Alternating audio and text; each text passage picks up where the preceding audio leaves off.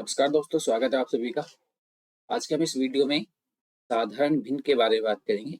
ये एक ऐसा टॉपिक है जो देखने में तो बड़ा आसान लगता है, लेकिन यहाँ से हमेशा एग्जाम में एक क्वेश्चन आता ही आता है।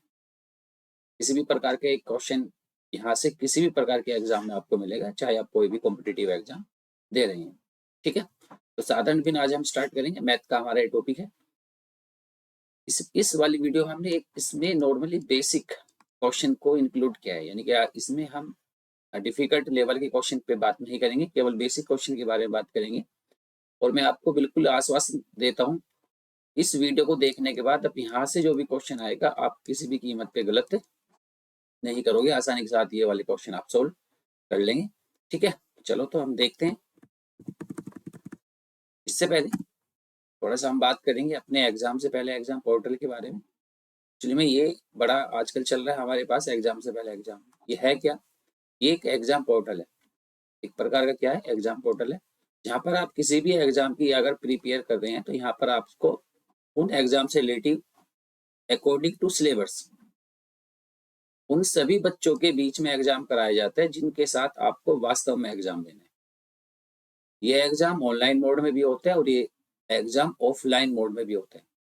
इस एग्जाम के थ्रू जितने भी टॉपिक होते हैं, जो भी टॉपिक सिलेबस में है, उन सभी टॉपिक को कवर किया जाता है और बिल्कुल बेसिक कॉन्सेप्ट के साथ आपको क्वेश्चन दिए जाते हैं। और यही कारण है कि यहाँ से जो आप एग्जाम देंगे उसमें नॉर्मली 50 से 60% क्वेश्चन एज इट आपके एग्जाम में आते हैं।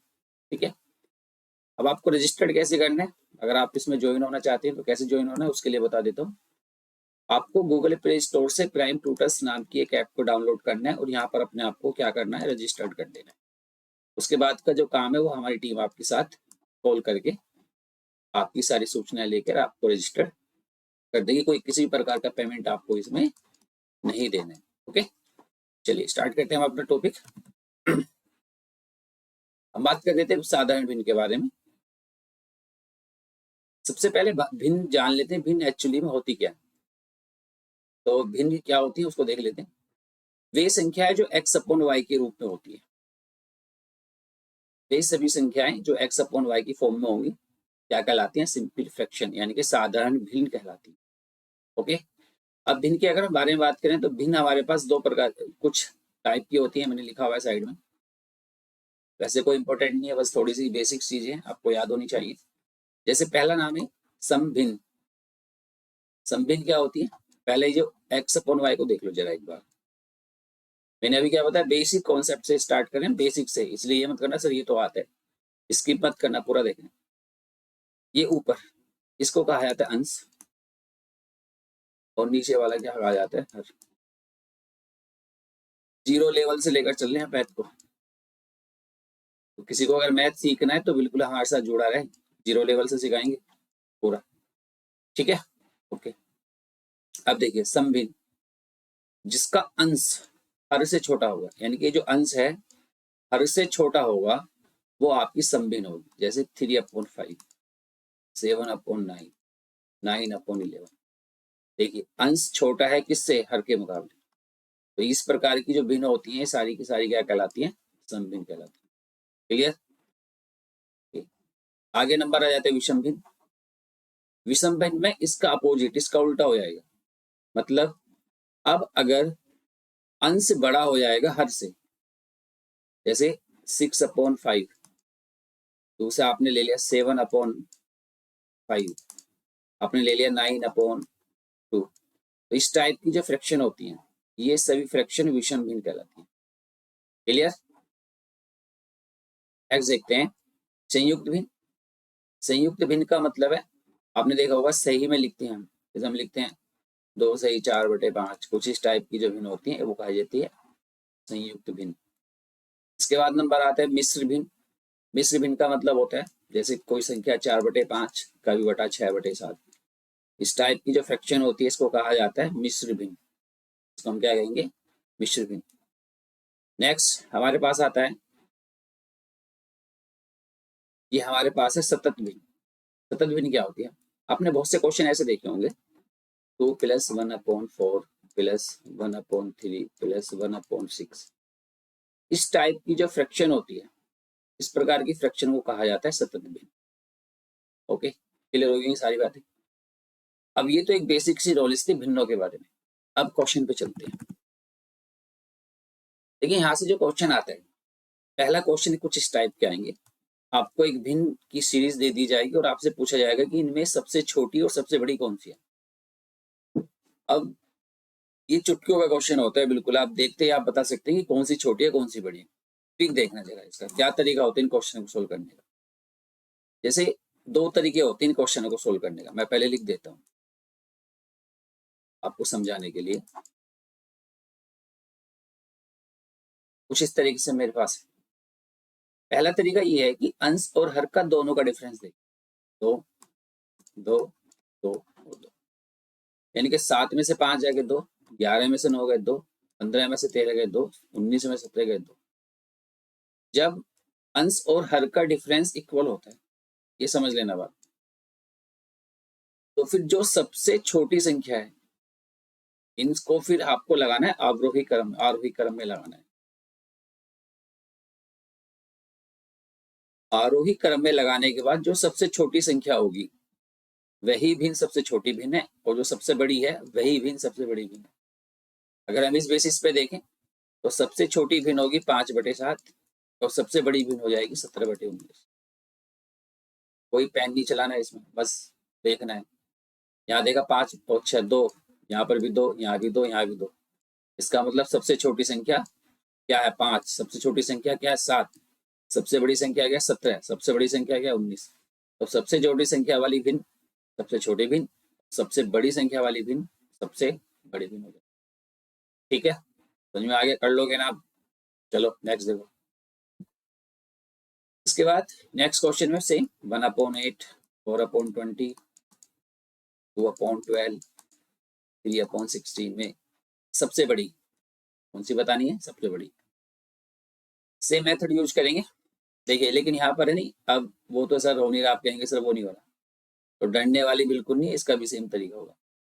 जो अंश है सबसे पहले आपको इसको लगाना है असेंडिंग ऑर्डर में।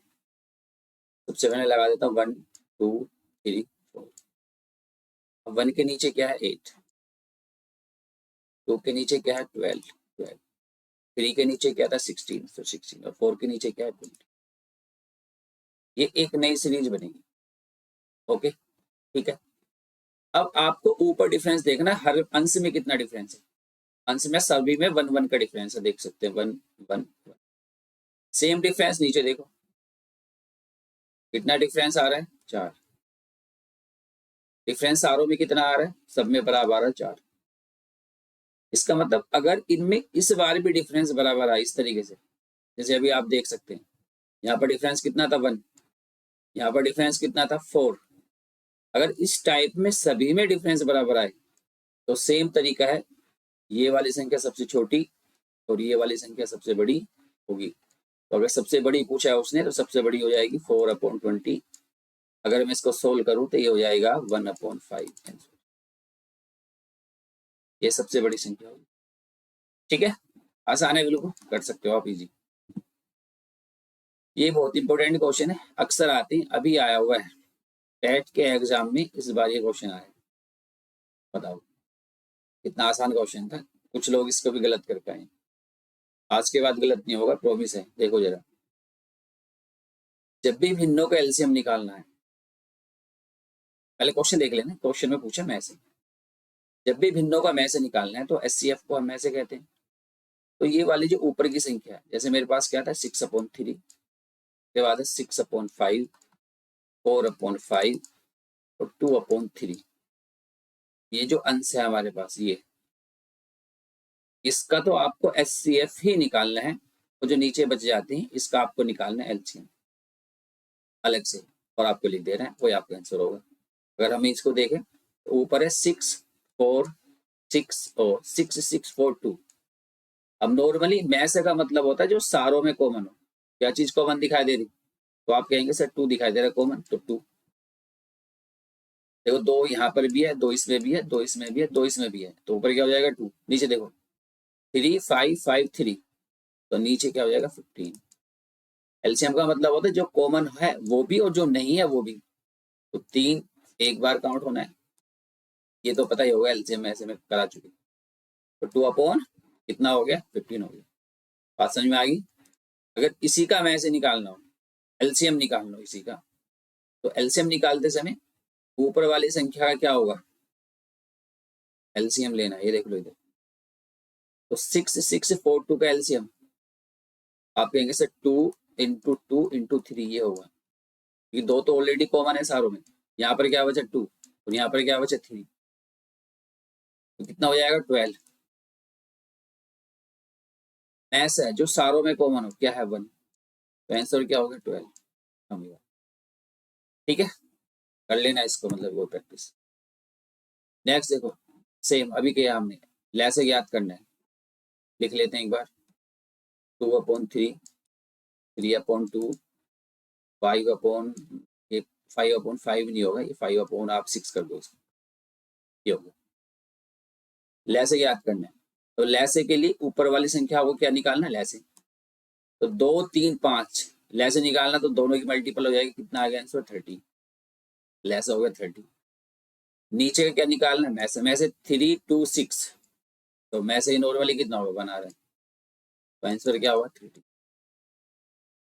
खत्म हो गया। अगर इसी का मैसे निकालना तो ऊपर वाली संख्याओं का मैसे, तो 2 3 5 का मैसे क्या होगा 1, और हरों का क्या निकालना है, लैसे। लैसे 3 2 6, 6 का लैसे क्या होगा, आंसर क्या होगा 1/6। हो जाएंगे, ठीक है। प्रैक्टिस करना है, कोई डाउट हो तो कमेंट करके बता सकते हैं आप। यहाँ से स्टार्ट होते हैं इंपोर्टेंट क्वेश्चन जो एग्जाम में आते हैं, और बालक घूमता रहता है, टाइम वेस्ट होता रहता है। आज मैं ऐसी ट्रिक बताऊंगा कि इन क्वेश्चनों को देखते ही आप चुटकियों में क्वेश्चन सोल्व हो जाएगा। चलो देखो जरा, क्वेश्चन पढ़ लो पहले। एक टंकी का 1/5 भाग पानी से भरा है, यदि उसमें से 8 लीटर पानी बाहर निकाल लिया जाए तो उसका 1/6 भाग पानी से भरा रहता है, तो पूरी टंकी में कितना पानी है। तो उससे समझ में आ गया होगा आपको, एक टंकी है, ये इसका 1/5 भाग भरा हुआ था, इसमें से 8 लीटर पानी निकालने के बाद अब इसका 1/6 भाग भरा हुआ है, तो इस पूरी टंकी में की कैपेसिटी या कितना पानी आएगा, ये क्वेश्चन। ठीक है, अब देखो इस क्वेश्चन को करने का तरीका बिल्कुल आसान। अब इसको ऐसे समझना, इसको एक मेथड से समझा रहा हूँ, पहला बेसिक चीजें समझिए। मैंने आपसे कहा किसी चीज पर 20% का प्रॉफिट हो रहा है, समझ लो बस 20%। तो 20% का मतलब क्या होता है कि 100 पर 20 रुपए का लाभ या हानि जो भी आ रहा है, मतलब कि हम बेस मूल्य क्या मानते हैं 100, और जो भी हो रहा है ये होता है। अगर मैं इसको 20 से डिवाइड कर दूं तो 5 और यहाँ कितना बचेगा 1, यानी कि 5 पर किसको काउंट हो रहा है, 1। बात समझना मेरी बात को ध्यान से, भाई 20% है, तो 20% का क्या मतलब होता है, 100 पर 20 या 5 पर 1, बात एक ही है। अगर 20% की मैं फ्रैक्शन वैल्यू देखूं तो क्या लिखूंगा 1/5, यानी कि 5 पे कितना काउंट हो रहा है 1। बात समझ में आएगी, आ जानी चाहिए। देखो दोबारा से देखो, यहाँ देखिए मैंने कहा 10%, कुछ भी हो रहा है 10%, तो जब प्रतिशत निकालते हैं पहले क्या मानते हैं, बेसिक मूल्य 100, और अब कितना हो गया 10, या 10 और ये 11। अगर प्रॉफिट माने, लाभ माने, तो या 100 रुपए पे 10 मान लो आप, तो बल्कि 10 रुपए का लाभ होगा, तो 10 रुपए पे कितना लाभ होगा, 1 रुपए तो होगा। बात समझ में आ गई, यानी कि 10% की फ्रैक्शन वैल्यू में क्या लिख सकता हूँ, 1/10। ये जो 10 है ये क्या है, इसकी मूल वैल्यू यानी कि ओरिजिनल वैल्यू, और ऊपर वाली वैल्यू क्या है, जो भी उसको लाभ हो रहा है, हानि हो रही है, कम हो रहा है, ज्यादा हो रहा है, वो कहाँ लिखते हैं, ऊपर लिखते हैं। कुल मिला के मैं कहना क्या चाह रहा हूँ, अब उसको समझ लो जरा ध्यान से। मैं कहना ये चाह रहा हूँ कि ये जो वैल्यू लिखी हुई है फ्रैक्शन वैल्यू, कुछ वैल्यू लिखी हुई है, जैसे यहाँ पर लिखा हुआ है 1/5, और यहाँ पर लिखा हुआ है 1/6। इसका मतलब क्या है कि ये जो 5 है ये तो है मूल वैल्यू, मूल मान इसका। तो जो ऊपर वाला है वो अगर कम हो रहा है तो कम, ज्यादा हो रहा है तो ज्यादा मान है, जो भी क्वेश्चन में दिया गया। बात समझ में आ गई? इस वाले मेथड को याद रखना, क्वेश्चन चुटकियों में हो जाएगा। अब देखो कैसे हो जाएगा, समझो।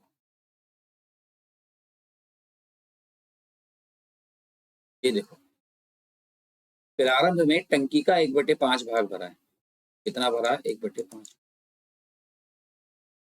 यानी कि भरा कितना था? 5। टोटल भाग कितना है? 5। भरा कितना है? 1। तो शेष भाग कितना बच गया? 5 - 1 बराबर 4। कोई डाउट? इन्हें भी क्या कहा? नीचे वाली संख्या मूल मान है, ऊपर वाली संख्या जो भरा है कम जो भी आ रहा है वो है। तो कुल माल उसका कितना था? 5। एक भाग भरा हुआ है तो शेष भाग कितना बच गया? 4। बात खत्म हुई। अब कितना है? 1/6। इसको देख लो, 1/6। मूल भाग कितना है? 6। भर कितना गया? 1। शेष कितना बच गया? 5। पहले 4 था शेष, अब कितना शेष है? 5। दोनों का डिफरेंस कितना है? 1। और 1 किसके बराबर है? 8 के। कोई डाउट? क्योंकि 8 लीटर पानी निकाला तभी तो 4 से 5 हो गया वो। तो 1 का डिफरेंस है, तो 1 का डिफरेंस किसके बराबर? 8। बात समझ में आएगी? आसान है। अब जो मूल वैल्यू है, देखो मूल वैल्यू जो नीचे और दो है, ये 5 और 6, इन दोनों के एलसीएम के बराबर इसकी ओरिजिनल मूल वैल्यू होगी। 5 और 6 का एलसीएम है 30। इसका मतलब 1 की वैल्यू जब 8 है तो 30 की वैल्यू कितनी होगी? 30 गुना 8 यानी कि 240 लीटर। ये था आपका। बताओ क्या भारी था? चुटकी में हो जाएगा ये अगर आपने प्रैक्टिस कर ली तो। ठीक है, एक बार फिर बता देता हूँ, नहीं अगर डाउट है तो देखो जरा दोबारा से। धीरे धीरे चलेंगे, एक एक चीज समझते हुए। वीडियो को बिल्कुल पूरी देखते चलो, लाइक शेयर भी कर दो भाई फटाफट, चैनल को सब्सक्राइब भी कर लो फटाफट। बढ़िया कॉन्सेप्ट के साथ आपको देख रहे होंगे, अच्छे कॉन्सेप्ट बता रहे हैं हम आपको। देखो दोबारा से, 1/5 भाग पानी है। प्रारंभ में क्या है? तो 5 क्या है? उसकी मूल वैल्यू। भरा कितना है? 1। तो खाली भाग कितना हो गया? 4। दूसरे वाले केस में अब वो 1/6 भरा हुआ है। इस बार मूल वैल्यू कितनी है? 6। भरा कितना है? 1। खाली कितना हो गया? 5। पहले कितना था? 4। अब खाली कितना? 5। कब हुआ है? जब उसमें से 8 लीटर पानी निकाला गया, तभी तो हुआ है।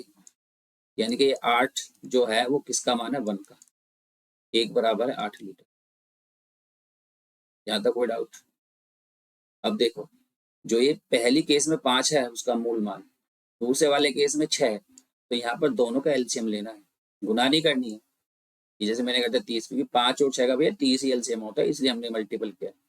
तो 30 की वैल्यू कितनी होगी? 30 की वैल्यू हो जाएगी 30 × 8। ये था हमारे पास। हो गया आसान? गुड, आगे चलो। देखो बिल्कुल आसान क्वेश्चन, अब चुटकियों में हो जाना चाहिए। इस ऋण का 3/4 भाग अदा करने के बाद भी 500 रुपये शेष है। देखो जरा, कितना भाग है? 3/4। मूल भाग कितना है? 5। 4 अदा कर दे यानी कि दे चुके, कितना? 3। शेष कितना बच गया? 1। और यहाँ कितना कह रहा है? शेष 500 के बराबर, यानी कि 1 किसके बराबर है? 500 के। टोटल कितने हैं? 4। तो 4 की मल्टीपल कर दो, तो कितना हो गया? 2000 रुपये। लंबा सवाल। पेन चलाने की जरूरत नहीं है, इतनी आसान ट्रिक है ये, इतना तरीका है। शुरू में लगेगा लेकिन प्रैक्टिस करोगे ना तो बहुत आसान से आसानी के साथ आप कर लोगे। देख लो एक बार और बता देता हूँ रिवीजन। देखो जरा, इसी दिन का 3/4 भाग, तो 3/4 भाग मैंने क्या कहा? जो हर है ये वाला, ये मूल मान होता है, तो मूल मान क्या है? 4। अदा कर दिया तो ये ऊपर वाली संख्या जो है जो भी उसके साथ दी, यानी कि दे चुके। कितना दे दिया आपने? 3। कितना बच गया? 1। लेकिन क्वेश्चन के अनुसार बचा हुआ भाग कितना है? 500। यानी कि 1 किसको दिखा रहा है? 500 को। टोटल कितने हैं? 4। तो 4 की मल्टीपल कर दो भैया, तो 4 पंजे 20। तो टोटल कितना रन था? 2000 रुपये। क्वेश्चन हो गया खत्म। आगे देखो, सेम ट्रिक से करेंगे क्वेश्चन, आसान है बिल्कुल। देखो, कोई महिला प्रति सप्ताह 27 किलोग्राम ईंधन जलाती है। एक सप्ताह में कितना जला रही है? 27 किलोग्राम ईंधन। जिसमें 2/3 भाग लकड़ी है। अब देख लो 2/3 भाग क्या है, लकड़ी, और शेष कोयला है। शेष क्या है, कोयला है। अब आगे छोड़, इसी को देखो, ये 3 क्या है, ये तो है मूलमान। मूलमान है 3, 3 है मूलमान। लकड़ी कितनी है भाई, लकड़ी होगी 2, क्योंकि ऊपर क्या है 2, तो लकड़ी होगी 2।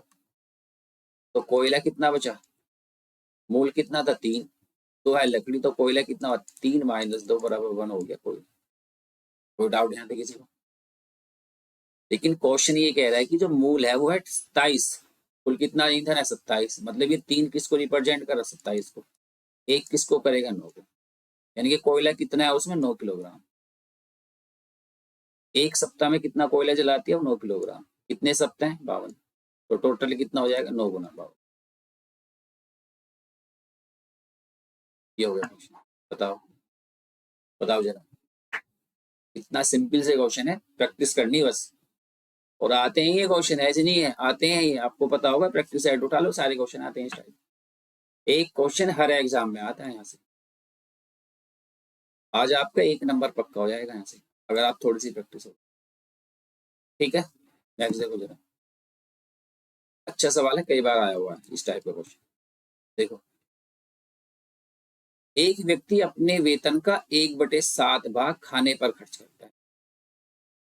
उसी तरीके से करेंगे, पहला खाना देखो कितना है 1/7, मूल कितना है 7, खर्च कितना कर दिया 1, ये खर्च होता है 1, शेष कितना बचा 6, ये वाला खर्च कर रहा है उसने 1 भाग खर्च कर दिया। अब शेष का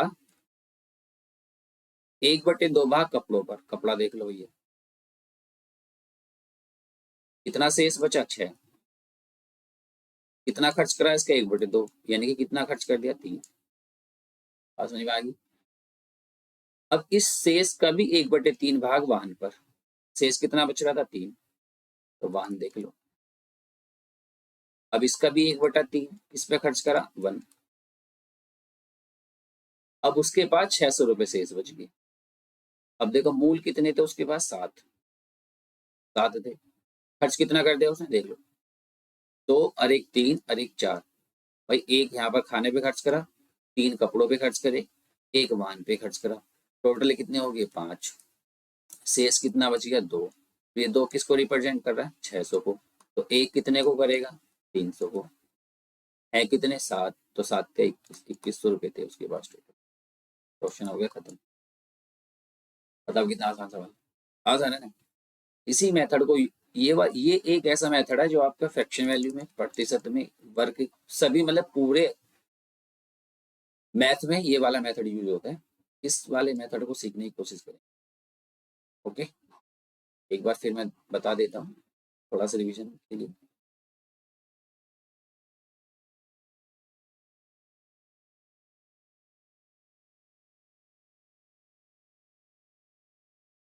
देखो जरा, उसने कहा 1/7 भाग खाने पर, तो खाना है 1/7, तो देखो ये 7 तो है मूल, खाने पे कितना खर्च कर दिया 1, शेष कितना बचा 6, शेष का 1/2 कपड़ों पर, यानी कपड़ों पर शेष कितना था 6, इसका 1/2 खर्च करा उसने, टोटल कितना खर्च करा 3, अंडरलाइन कर देता हूँ। अब इस शेष का भी, शेष कितना बचे हैं 3, इस शेष का भी 1/3 किस पर खर्च किया उसने वाहन पर, कितना आ गया 1, तो टोटल खर्च किसने कितना किया उसने 3 और 2 5, 5 खर्च करा, कितने में से 7 में से, तो 7 में से 5 खर्च करा, कितना बचा 2। लेकिन क्वेश्चन किसको बता रहा है कि 600 बचे, इसका मतलब 2 किसको बताते हैं 600 को, एक कितने को बताएगा 300 को, टोटल कितने हैं 7, तो 7 का 2100 आंसर हो गया। कोई ज्यादा गुना नहीं करनी, भाग नहीं करनी, फटाफट क्वेश्चन सोल्व हमारा। चलिए, ये लास्ट क्वेश्चन था आज की वीडियो का। आई होप आपको बहुत ही अच्छी वीडियो लगी होगी, कुछ नया सीखा होगा आपने जरूर। तो इस तरीके से क्वेश्चन सोल्व करना, प्रैक्टिस करना, प्रैक्टिस करोगे तो आसानी के साथ आ जाएंगे। फिर एक बार बता देता हूँ मैं स्टार्टिंग से, साधन में हमने पढ़ाई, ये एग्जाम से एग्जाम पोर्टल पे जरूर रजिस्टर्ड करना, और छोटी बड़ी आसान मेथड से बताया हमने। सबसे बड़ी की लेस में से आपको समझ में आ गया होगा। ये कुछ क्वेश्चन हमने फ्रैक्शन वैल्यू के नाम से किए। तो आप तो वीडियो अच्छी लगी हो तो शेयर जरूर कर दें, लाइक भी करें और चैनल को सब्सक्राइब भी जरूर करें। मिलते हैं नेक्स्ट वीडियो में, तब तक के लिए जय हिंद जय भारत।